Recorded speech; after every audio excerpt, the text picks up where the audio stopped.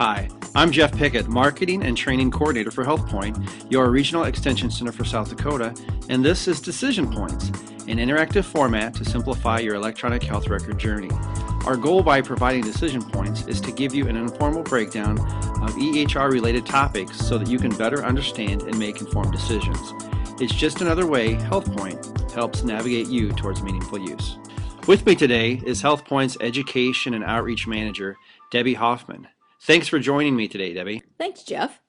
This is a critical topic that many providers have had many questions about in the past few weeks, so I'm looking forward to this discussion.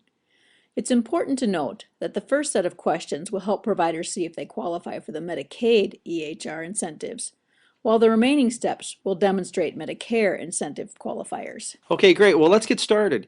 This flowchart is the framework for our discussion, so let's break this down for a more simplified approach.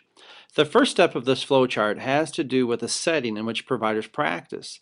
If you perform 90% of your services in an inpatient setting or emergency room, you will not be eligible for any incentives. If 10% of your services or more were done in an outpatient setting, then we continue to the next step.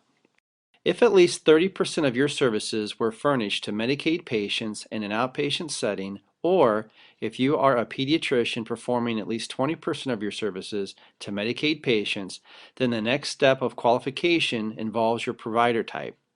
If you're a physician, dentist, certified midwife, physician assistant practicing in a federally qualified health center or a rural health center led by a physician assistant, then you would be eligible for Medicaid incentive dollars provided you implement, adopt, and demonstrate meaningful use of electronic health record technology. If at least 30% of your services were not furnished to Medicaid patients or the 20% for pediatricians, then we move on to the next step of qualifiers.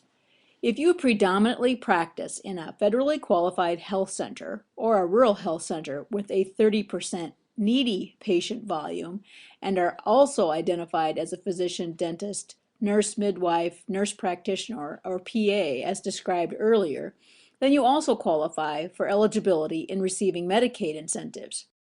The maximum incentive dollars for qualifying on the Medicaid program would be $63,750 over the 6 years for each provider based on the achievement of meaningful use.